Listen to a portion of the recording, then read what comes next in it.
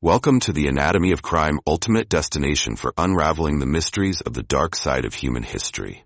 Here, we dive deep into chilling true crime stories, unsolved mysteries, and the psychology behind infamous criminals. If you're fascinated by crime and justice or enjoy exploring the unknown, you're in the right place. Make sure to hit that subscribe button and let's uncover the truth, one case at a time. The sun hung high over the sprawling city of Houston, Texas, casting golden rays across the bustling streets and quiet neighborhoods. The air was thick with the scent of barbecue and the sounds of laughter, a city alive with energy and promise. But beneath the surface of this vibrant community, a storm was brewing, a storm of friendship, betrayal, and vengeance that would leave a trail of blood and shattered lives in its wake. This is the story of Marcus Johnson, Terrell Brown, and Jamal Carter, three friends who had been inseparable since childhood. They called themselves the Three Amigos, a bond forged in the fires of shared dreams and unbreakable loyalty. Together they had faced the challenges of growing up in a tough neighborhood, always relying on each other to get through the hard times. But as they grew older, the pressures of life began to pull them in different directions, and the cracks in their friendship started to show. Marcus, the charismatic leader with big dreams, saw an opportunity to change their lives with a luxury car dealership. Terrell, the quiet and loyal friend, was hesitant but willing to take the risk. And Jamal, the wild and free-spirited one, was eager to be part of something bigger than himself. But what started as a dream quickly turned into a nightmare as secrets and lies began to unravel the fabric of their friendship. This is not just a story of betrayal, it's a story of how the bonds of friendship can be tested, how trust can be shattered, and how the pursuit of justice can sometimes lead to destruction. It's a story of love and loyalty, of pain and revenge, and of the choices we make when we're pushed to our limits. As the sun sets over Houston, casting long shadows across the city, we invite you to step into a world where friendship and betrayal collide, where trust is broken, and where the line between right and wrong blurs into oblivion. In the heart of Houston, Texas, where the skyline sparkled under the blazing sun and the air was thick with the scent of barbecue, three friends were inseparable. Marcus Johnson, Terrell Brown, and Jamal Carter had been best friends since middle school. They grew up in the same neighborhood, played on the same basketball team, and shared dreams of making it big. They called themselves the Three Amigos, a bond that seemed unbreakable. Marcus was the leader of the group, charismatic, ambitious, and always full of ideas. Terrell was the quiet one, thoughtful and loyal, the glue that held them together. Jamal was the wild card, the life of the party, always ready with a joke or a daring plan. Together they were unstoppable. But as they grew older, life began to pull them in different directions. Marcus landed a job at a prestigious marketing firm, Terrell became a mechanic, and Jamal struggled to find his footing, bouncing from one odd job to another. Despite their different paths, their friendship remained strong, or so they thought. One evening, the three friends gathered at their favorite spot, a small, dimly lit bar on the outskirts of Houston. They sat in their usual booth, laughing and reminiscing about old times. But as the night wore on, Marcus grew serious. "I've been thinking," he said, leaning forward, "we need to do something big, something that'll change our lives." Terrell and Jamal exchanged curious glances. "What are you talking about, Marcus?" Terrell asked. Marcus grinned. "I've got a business idea, a car dealership, but not just any dealership, a luxury one. High-end cars, exclusive clients, the works, and I want us to do it together." Jamal's eyes lit up. "That sounds dope, but how are we going to pull that off? We ain't exactly rolling in cash." Marcus waved his hand dismissively. "I've got it all figured out. I've been saving up, and I've got some investors lined up. All we need is a little more capital, and we're in business." Terrell hesitated. "I don't know, Marcus. That's a big risk. What if it doesn't work out?" Marcus leaned back, a confident smile on his face. "Trust me, Terrell. This is our shot.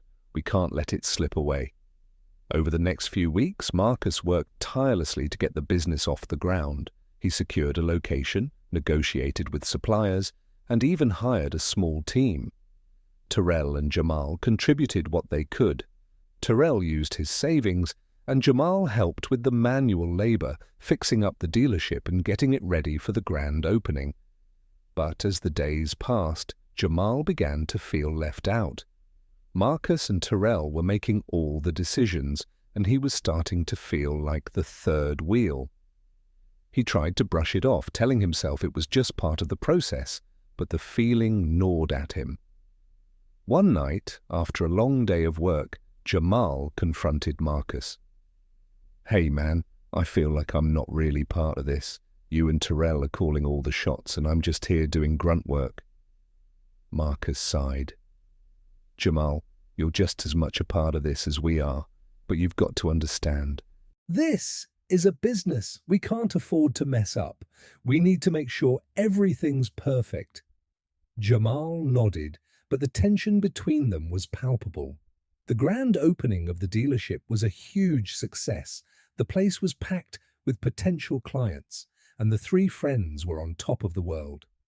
But behind the scenes, things were falling apart.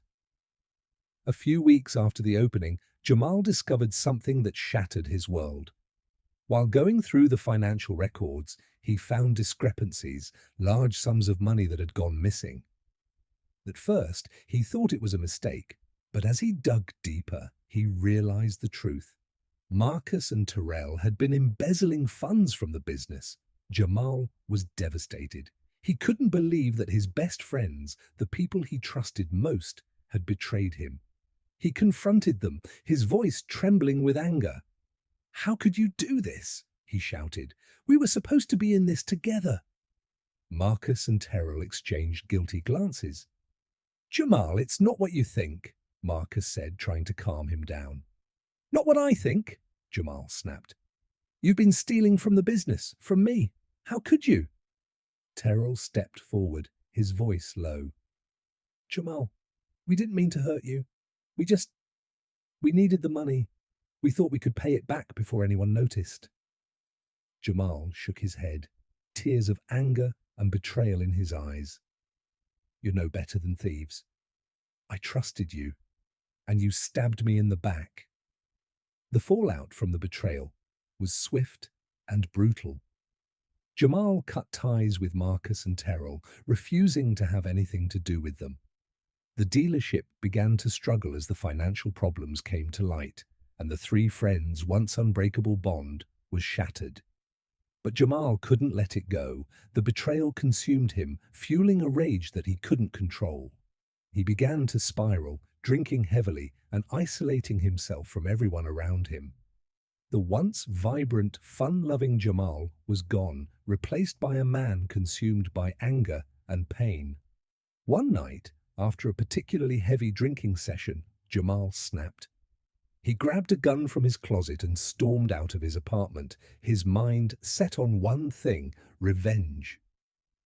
Jamal arrived at the dealership in the dead of night. The place was dark and silent, but he knew Marcus and Terrell would be there. They always worked late. He kicked open the door, the sound echoing through the empty building. Marcus and Terrell looked up in shock as Jamal stormed in, the gun in his hand. "Jamal, what are you doing?" Marcus asked, his voice trembling. Jamal's eyes were wild, his face twisted with rage. "You think you can betray me and get away with it? You think you can ruin my life and just walk away?" Terrell stepped forward, his hands raised. "Jamal, please, let's talk about this. We can fix this."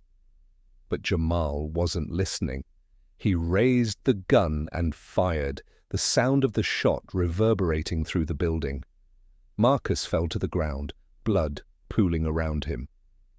Terrell tried to run, but Jamal was too quick. He fired again, and Terrell collapsed, his lifeless body hitting the floor. Jamal stood there, breathing heavily, the gun still in his hand. The weight of what he had done began to sink in, but it was too late. The damage was done. The police arrived within minutes, responding to a neighbor's call about gunshots. They found Jamal sitting in the middle of the dealership, the gun still in his hand, his face blank and empty. He didn't resist as they cuffed him and led him away. The news of the massacre spread quickly through the community, leaving everyone in shock. How could something so terrible happen to three friends who had been so close? How could betrayal lead to such a violent end? Jamal was charged with 2 counts of murder.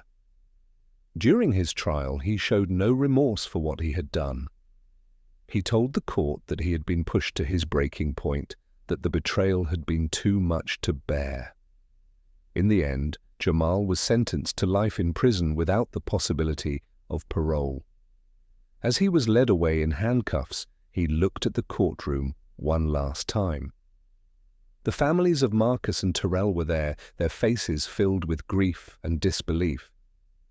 Jamal knew that he had destroyed his life, but he also knew that he had finally found peace.